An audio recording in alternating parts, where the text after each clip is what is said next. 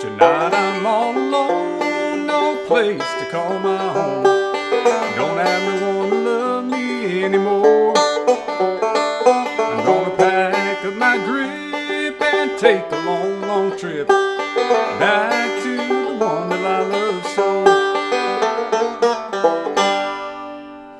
Howdy folks, I'm going to do some traditional backup stuff here. I got one lick I want to show you and then show you some variations of it, and that's what I went to on the D chord. You got one measure of D. Usually when you're halfway through a verse or halfway through a break, when you've got one measure, it goes to the 5 chord, and it's the scrolling idea here at the D position, okay? Okay, so that one, I'm trying to show you a couple variations of it as well, but to me it's essential for your rolling down the neck backup, okay? It'll also replace,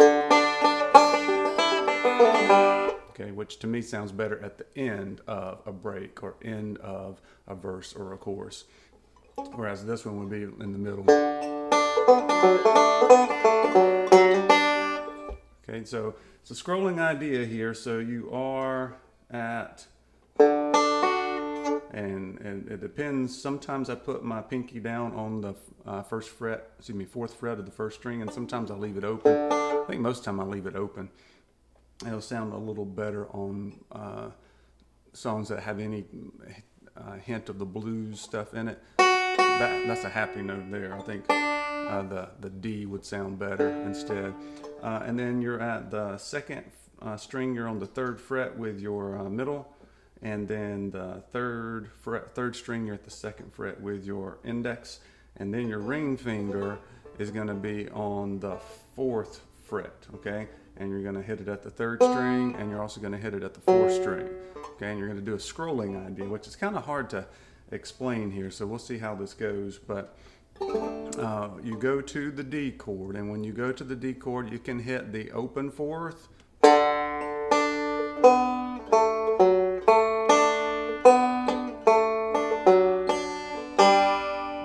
or you could go to the, when you go to the D, you could actually go to the 3rd fret on the 2nd string and double it, say a quarter note.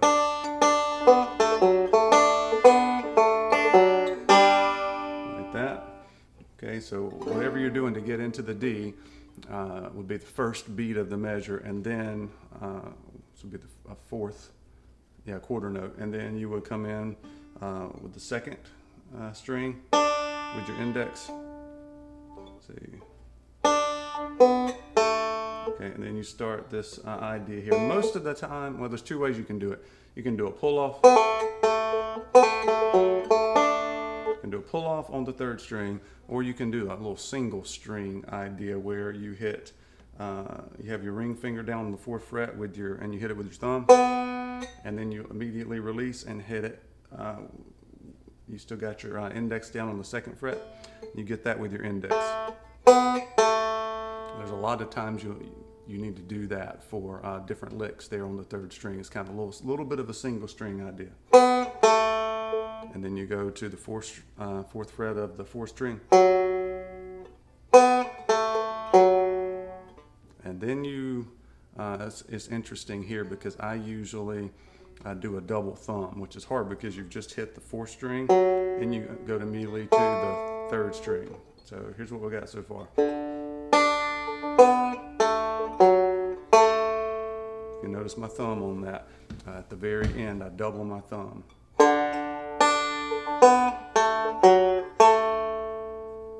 And then you can triple the thumb if you want and go all the way to the 2nd string next.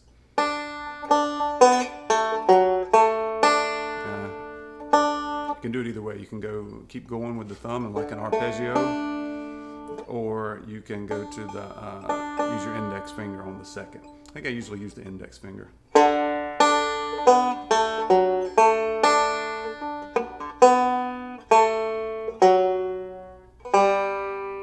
Okay, and you want to end on that 3rd string open when it goes back to the G chord. So you lift everything off and come back with the 3rd string open, or if you want to do more power, you can end with the 1st and 3rd string open. or you can slide from the fourth on the fourth fret. You just went with the fourth fret there, and you can slide back into the fifth fret, which is another G. So here are your choices on how to end it.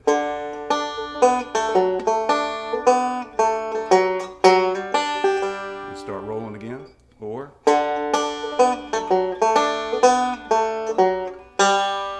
open third, or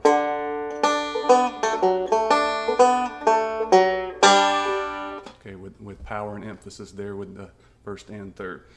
All right, so here are a couple of other variations. And that one is you can do a pull off instead of a single string idea. Instead of that, you can. Yeah.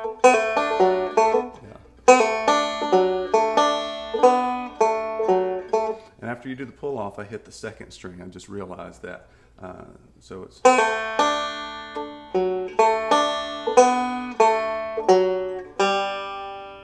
so it would sound like.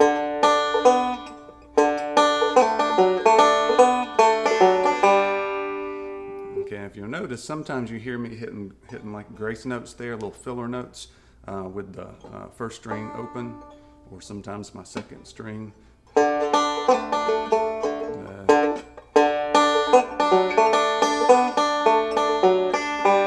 Okay, so whatever you want to do to fill it up, or you can have it more sparse there.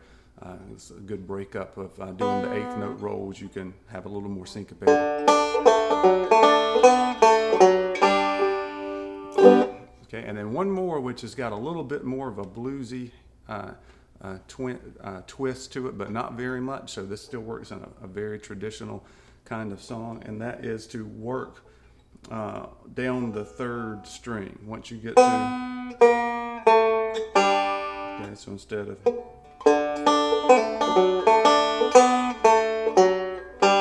okay, so instead of going over to the fourth fret of the fourth string, you actually walk down the third fret. Sounds like this. Okay,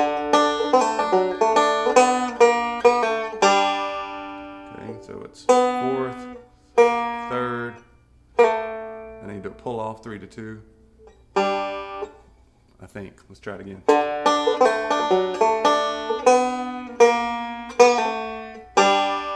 Yep, like that.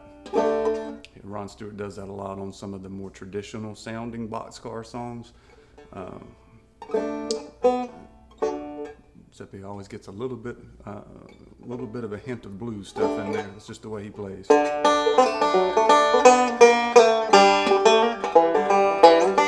Okay, and then whatever else you do to get back into your rolling, whatever you happen to be doing there. Okay. So let me see if I can play a couple of those variations on I'm Gonna Settle Down Again. Tonight I'm all alone, no place to call my own. Don't have the one to love me anymore. Gonna pack up, and then let's see.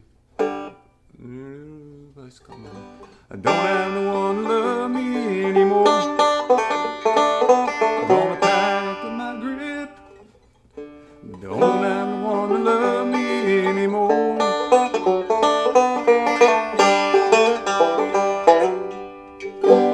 All right, so hopefully that's enough to help you get what's going on there. But it's a very important idea, and it keeps you from, it kind of gets you away from just the roll, but it's awesome for backup. I don't hear it that particular thing a lot on solos. Every once in a while you do, but a lot of times on solos you hear the JD growing.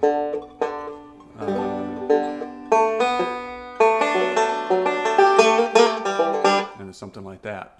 But this would be more for backup. You can do it over top of somebody singing if you don't put too many dynamics in it, and it'll sound just great and go along with whatever else somebody else is doing, more than likely.